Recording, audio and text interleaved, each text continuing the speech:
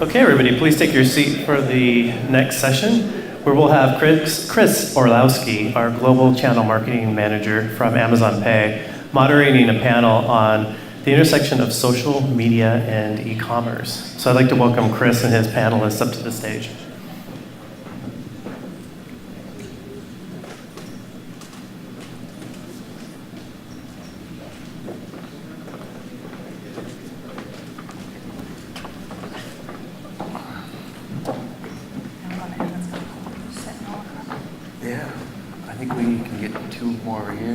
We got a full house here on the panel. Thanks for joining us for this. Before we can kind of get into the nitty-gritty of social media, I'd love to introduce everybody. So Jill, to my right here, is actually with Amazon. She heads up social marketing for Prime Video. Is that how we're referring to it today? Today we are. Today, here in the U.S. And she actually was brought in 2015 to build the social media program for Amazon Video, and is responsible for developing the social media marketing strategy. Griff, to my second right here, and Paul on the very end there. I don't know why you guys separated, but I don't know. they're the CEO and CFO of Pura Vida Bracelets, a handmade bracelet company from Costa Rica. And an interesting, I think, compelling fact about what you guys are doing is they've helped provide jobs for 120 plus local artisans, as well as donate to 175 charity organizations. To date, they've donated $1 million to charity over the last 6 years for you guys' business, which is really cool. Noelle, our first panelist on Couch 2, is the VP of Marketing for Lulu's, rapidly growing online women's fashion retailer. And she oversees, she wears a lot of hats. She oversees all aspects of marketing, creative, and PR. And she has over 15 years of experience in that field. And then last but not least, Spencer Stumbach is the Director of Marketing and Creative for Movement, also known as MVMT, if you've seen that. He joined Movement in 2014 to lead marketing strategy and brand development. And the company has sold over 1 million watches in 160 countries worldwide without any outside investment, which is pretty interesting. So on the panel today, we're going to be talking about social media, but I think it's important to set the stage a little bit, as social media is not just a way to raise awareness, but it can be a strong source of traffic to your site and also a potential source of revenue. While some of you may not have social commerce strategies in place, it's important for every merchant in this room to be thinking about their social strategy. As we're talking today, it's a good opportunity for you to put that lens on and be kind of identifying channels to own and experiment with for social marketing and for commerce. We'll discuss social commerce and offer some real opportunities we'll talk about social commerce and how it can offer some real opportunities to cut the conversion process by extending the shopping experience from your site through social media. So without any further debut, let's talk a little bit more roundtable, kind of from Jillian over about some of the basics of your social strategy. First, we'll start with what are some of the social platforms you're actively engaged on? And if you can also talk about maybe why and some of the investments, in certain channels over other ones at a high level, that would be awesome. Sure. Thank you. Yeah. So I'm Jillian, and I do work here at Amazon. And in the Prime Video space, we are very different, I think, from probably most people who are going to be speaking today, in that we aren't necessarily all about retail and getting people to purchase. Our goals and our strategies are really focused on people who are already Prime members. So they've already opted in to being a part of Prime. And now our goal is to make sure that Prime is the best and the most valuable, basically, membership that you can be a part of. So part of Prime, hopefully everybody in this room is aware, is Prime Video. So if you are a Prime member, you already have access to thousands of movies and TV to stream. And my goal is to get all of those Prime members to use that service. You already paid for it. Let's make sure that you're aware of the great content that we have, whether it's an exclusive, it's an original, or it's something that's within our broader catalog. how do we create awareness about that as well as engagement within our current Prime audience to actually stream. So we do use Facebook, Twitter, Instagram, Snapchat, and YouTube, which we refer to as basically the big five internally. We are most invested in Facebook, primarily due to the relationship that we have with Facebook at Amazon, and that we have the most advanced targeting capabilities within that, and most businesses would agree in that sense. We can get very granular with who we target. At the end of the day, users are going to get advertising, and we want to make sure that our content that we serve to them is as most applicable to that customer as possible. Great. Griffin. Yeah, my name is Griffin Thal, CEO of Pura Vida Bracelets, and we're a handmade bracelet company from Costa Rica, and we focus on Instagram mostly and Facebook. For us, Instagram's been like the biggest driver just of like branding and kind of customer experience. We want people to come to our Instagram page and be able to just scroll through all of our photos and get like an instant impression of the products that we sell, but not just what we sell, but also the lifestyle that we want people to kind of join into when they're purchasing our products. So for example, we do a good mix of like landscape photos mixed with wrist shots, mixed with influencer photos, mixed with surfing and hiking and traveling. So when people go to our site, they know that they're not just buying a product on white, they're buying this experience. And for us, Pura Vida has been, such a success because we feel that people, when they buy our products, they're also living the Pura Vida lifestyle, and that's kind of what we focus on. Yeah, so a couple things about Lulu's. One is that we don't really spend money in brand awareness in the way a lot of brands do. We have a super high threshold in terms of our return on ad spend. So historically and today, what we've really focused on is reaching our customer where she is. So it's women's fashion, so she, and some he's, that's fine too. We are equal opportunity acceptors of purchasers, so whatever works. And so what that's really meant for us is we got into the whole influencer strategy thing early days before it was called influencer marketing or blogger strategy, et cetera. That was great for us because we were able to get in on the ground floor with people who are really big now, and we took them seriously when they were little baby bloggers, and now they're big fancy bloggers. So we're always trying to renew that relationship, find new people, and continue working with those that have sent us a lot of great traffic and customers in the past. And I think the other area we really focus on is social. 60% of our new customers find us through word of mouth, either direct, from a friend or through social media. And currently 50% of our new traffic to site is from social across all platforms.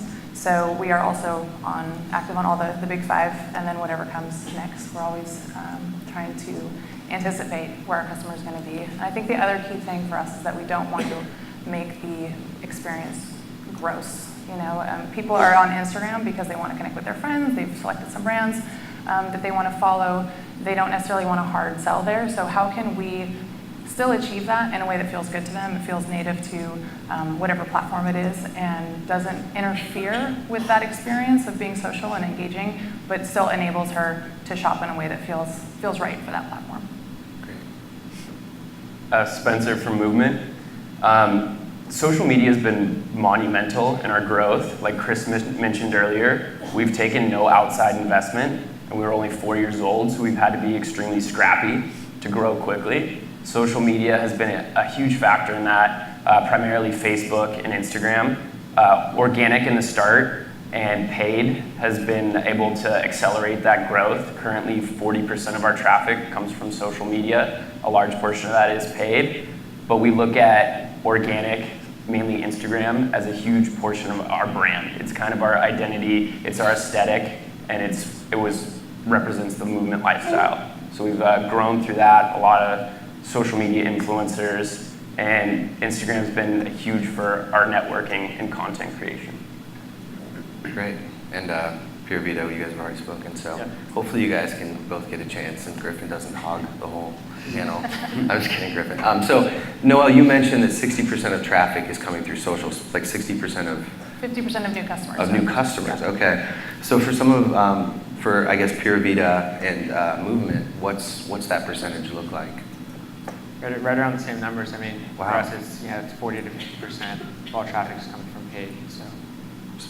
Yeah, we, on a survey with over 200,000 respondents, we got 53% saying that they discovered movement through social media, and that's excluding people who said they saw us from an internet ad. So it's a huge portion of our business and extremely valuable to us. How are you taking advantage of all of the traffic coming in? What's like the low-hanging fruit, so to speak?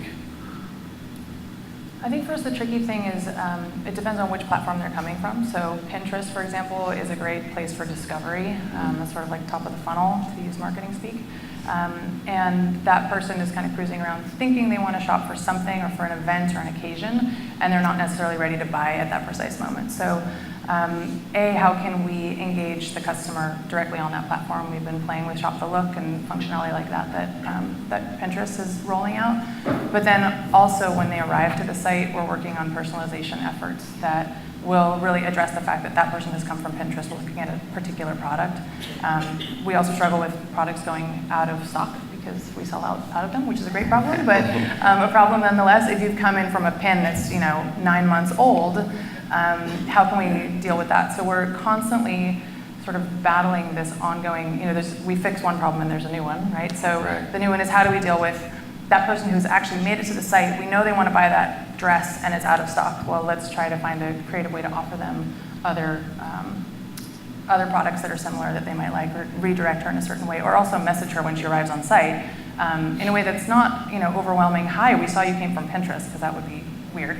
But subtle in a way that we can direct that experience so that it's kind of seamless and also enables us to keep people on site longer as opposed to just jumping right off if they don't find exactly what they're looking for because they came from a more of an exploratory place. Great. Jill, a question for you. In some of our discussions earlier, you mentioned that you're really differentiating the content that you're creating for social media versus some of your other marketing channels. Maybe you could tell some of our merchants a little bit more about your approach and how you're kind of designing for social media. Sure. So beyond targeting, I think targeting is very, very crucial. You obviously want to make sure that you're getting your content in front of the right consumer in the right place, which obviously speaking, if I'm focusing a lot on Facebook with entertainment, these guys are focusing a lot on Instagram, we're already starting to do that, right? Beyond the targeting component, I think one of the most important things you could possibly do when you're thinking about social versus your other marketing channels is making sure that you are optimizing your content for social media. And what that means is, I hope, I've spoke with a lot of, other businesses where it's, well, why can't I just repurpose this display banner or something that, we would put on our homepage? Why can't I just repurpose that, resize it, and then put it on Instagram or Facebook? The problem that we try to avoid is making content look like an ad on social media. This person, whether they liked your page and you're getting it organically or you're serving it to them as an ad, you're showing up in between somebody having a baby and somebody else just got engaged or whatever it may be, and so it needs to look native to your lifestyle. So while that works hand in hand obviously with the targeting that I was talking about, it's really crucial that you are focusing on that. Same thing with, as an example, if you're looking at a trailer, we work in entertainment, we post a lot of trailers and we really, really optimize towards video content. A trailer that we would post on YouTube, we're happy to go with a full 2.5-minute trailer. People are used to going to YouTube and searching out video content with the intent to watch it. If we're putting that on Facebook, 80% of video content that's actually consumed on Facebook is silent. People don't actually turn the audio on. So we need to make sure that that trailer is not 2.5 minutes, it's 30 seconds or 15 seconds or whatever we've optimized for, but that it's understood 100% has the same exact impact silently that it does with the audio on. So whether that means baking in your captions, having fun scribbles around and making it some sort of an interactive video that people can follow along what the story is, whatever that may be, it should have the same impact when it's silent than it has with the actual audio on. So from a content perspective, this is, I think, really valuable in making sure that we're focused on the right approach so that when people see it in their feed that clicked right away, oh, okay, I need to make sure I'm thinking about this the right way. From a content business perspective, how, if we could go down the line again, what's the percentage or breakdown of paid versus organic content? Oh gosh, number of pieces or how much effort we put towards it? That's a good question. I guess I'm just trying to get a sense of resourcing wise, how much time, if you were to put 10 pieces of content out, how many are paid versus how many are not paid? Like, what's the ratio, I guess? So we have a couple different strategies on it, and we're always debating on which one's the right one. We test a lot. But I would say that we treat organic as our storefront. We know that the vast majority of people who follow us are already Prime members, and they're active customers, or people who stream constantly. So we want to make sure that those customers are getting content that's keeping them in the loop and keeping them engaged and ensuring that they stay active and they don't become a lapsed or inactive customer. And when I say that, I mean, a lapsed streamer, you haven't streamed in a while. So we definitely put a lot of emphasis in organic to ensure that our storefront is welcoming and people want to come to our storefront and stay engaged. Mm-hmm. We look at paid as an extension of that storefront. So how do we get to people who are not currently active and making sure that we are looping them back around? So we do put a lot of emphasis in paid, a lot, but it's only because we feel that we have organic to a certain level with our content and engaging those current actives, that we want to make sure that we're reaching people who are not necessarily following us. Gotcha. That makes sense. Griffin, Paul? I mean, I would say 90% of our content is user-generated content. We utilize our fan base and our customers by sending them free bracelets in exchange for fan photos. And then in turn, we use those as our ads on Facebook and Instagram. And that kind of creates that organic content that looks native to the feed instead of paying high-priced influencers to get photos that don't really convert. Given our low average order value, we need to drive a lot of sales with an ad just for it to pay back the money that we have to pay an influencer for that photo. So we utilize our fans for most of our photos and content. Cool. Very cool. Yeah, to kind of spiral off that, we've never commissioned an in-house shoot. We've always gone through Instagram as our #1 networking tool to find photographers, and it's because we can scale content, we can get a wide range of creative, and it feels native to the feed. For us, we may sell you a watch once or twice a year, so in between that time, we want to provide value organically. We want to give you style inspiration, give you travel inspiration. So we want to provide a bunch of other content to supplement the product focus stuff that we're putting out there. And when we commission through channels like Instagram, that content performs better on paid. We'll take content that performed to our organic audience from Instagram and run it as a Facebook ad. And that's going to perform better than if we were to do a studio shoot anytime. Yeah, I'd love to come back later to some of the influencer strategies you guys have been talking about, because digging into that I think would be really valuable for this crowd in terms of how you came across that and the approach. But Noelle, let's finish out with the content. We also do a lot of testing. So, primarily it was organic to start, and then as also the platforms change their rules and how their algorithms work, you have to scramble to keep up all the time, right? So Facebook was like, make these amazing communities, you'll be able to talk to your people, and then they're like, just kidding, you have to pay to talk to your people. And then so on and so forth. So that's how it works. They change it all the time. Instagram changed their algorithm in the last few months too. So you're always having to keep in touch and stay aware of what's happening, I think, is part of it. So, with Facebook, we really focus on remarketing and retargeting. I think you saw before some of the stuff we're doing with Curelate in the last panel. And that's been one in terms of the shoppability through Instagram, but also Facebook. We're working on replacing what normally would be product shots from our site with more lifestyle, user-generated shots, because we think that that's going to perform a lot better, right? It seems obvious. It works well for organic, so why not feed the organic into the paid and not just have the paid support the organic? So it's actually kind of a mutually beneficial program. So yeah, I would say we up and increase and decrease spend based on how things are performing, and we're really tinkering with it all the time. It's not a set it and forget it by any means. It's something that we're really actively involved in on a day-to-day basis. Great. I think it would be good maybe to switch over to social commerce, since we only have 10 minutes left. It's going by too fast.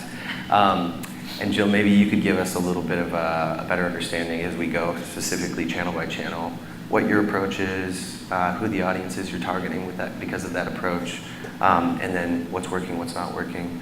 And then I'd love to dive back into Curelate and again the influencer stuff if we have time. But let's start with Facebook. Yeah, so Facebook on the engagement side, Facebook's really optimized towards video content, especially in the engagement space. Facebook's algorithm actually favors video, and it favors Facebook Live video on top of video content. So when we're looking at our strategies from that perspective, we're looking at video that we know will resonate with our audience, but then where can we use Facebook Live? So I think when these guys are talking about influencers are a great strategy, and I think they work really great for retail. From the entertainment space, it's interesting the content I get back from influencers on how to show lifestyle around Prime Video. So what we tend to lean towards is how do we use the talent and the actual actors and actresses and producers that are part of our originals, especially, and then let's use that via Facebook Live, so that we are definitely optimized. We get that push notification to our customers, and then when we're talking about driving value and getting people deeper into the shows that we have and showing and getting them to engage and go back to stream, that's where we're starting to really provide value in a way that they can't get it anywhere else. Great. I mean, for us, yeah, influencer marketing is huge. That's our main focus. On Facebook? Yeah, on Facebook and Instagram. Yeah. So we'll work with influencers, and then they'll log into our Instagram account or our Facebook, and they'll do lives, from our page, and they'll do they'll add their name, and they'll say Courtney so and so is doing a DIY about how to make something on our blog. And when this influencer does that from our account, people go on and they follow them. They see what we're up to, and they kind of they become familiar with our brand, and they become familiar with these influencers. And then as they do it time over time, and they're doing these lives and stories, it kind of gives another dimension to the brand. That Pura Vida isn't just selling products, but we also have an awesome blog, and we have real faces that are behind it.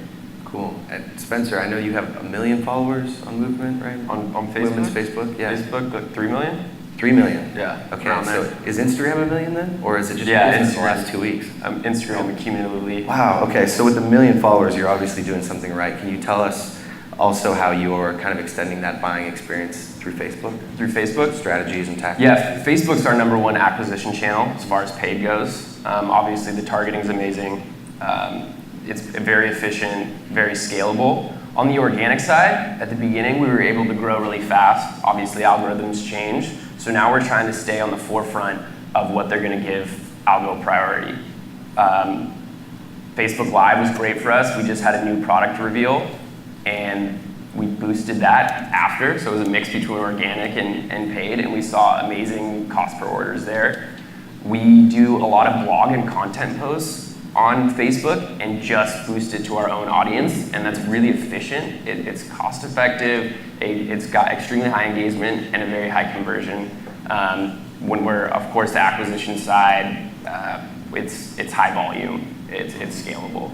So we try to split organic strategy and paid strategy pretty differently, but we want to stay on the cutting edge of how can we get our best bang for our buck still. For this audience, are there certain tactics or I guess key learnings for a specific campaign that worked really well, and can you kind of take us through a little bit? Yeah, absolutely. The details so we can kind of visualize how it worked for your business. Absolutely. So I'm going to jump to Instagram real quick. Okay. The second Instagram came out with Instagram Stories, they were giving a ton of reach.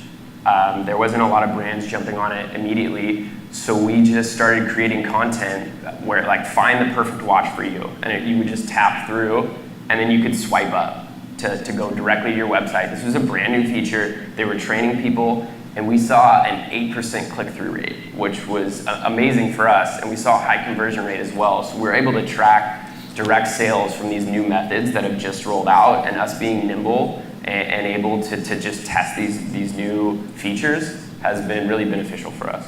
Great. Noelle, how have you been able to, while we're talking about Instagram, how have you been able to make Instagram more shoppable?